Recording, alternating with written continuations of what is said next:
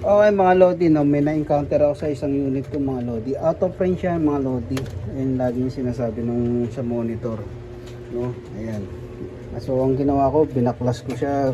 Pinalitan ko na rin ng monitor. Hindi rin gumana, out of range.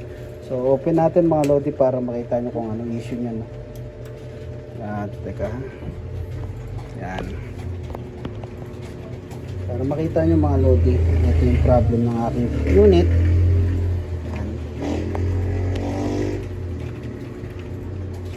Lagi lang siyang ganyan mga Lodi lang. Tapos lagi lang sinasabi out of range. Yan. So tayo ang iisipin natin, possible monitor mga Lodi. Yan, monitor problem. So pinalitan ko na siya ng monitor, malaking screen. Ito yung screen ko, napakalaki ng screen ng monitor ko. So same problem pa rin mga Lodi. Yan, ganyan lang siya. So, na-resolve ko yung problema na ito mga Lodi. Malay nyo, kayo rin maka-encounter. Halos baklasin nyo na lahat. Tinanggal yung memory, nilinis nyo, video card. Yan, nilinis nyo. So, na-resolve ko siya. Kumuha ako ng bagong VGA connector para lang matesting. Yan.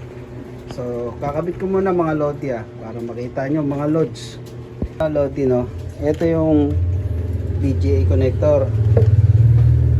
So, eto yan. Papalitan ko na itong bago. Ito na yung bagong bago to mga Lodi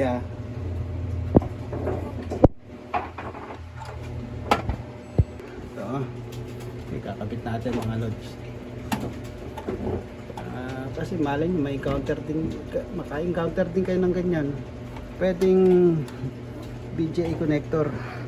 Ayan siya. Na-open na, okay. Ito yung luma ko.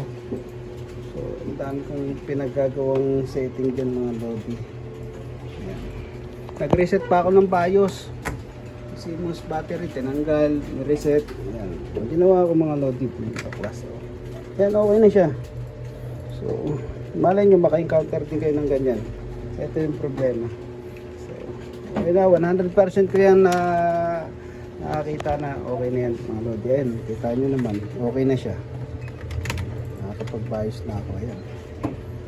Okay mga Lodi. So sana may natutunan kayo sa video ko. Okay, hanggang dito na ang video natin mga Lodi. Hanggang sa muli.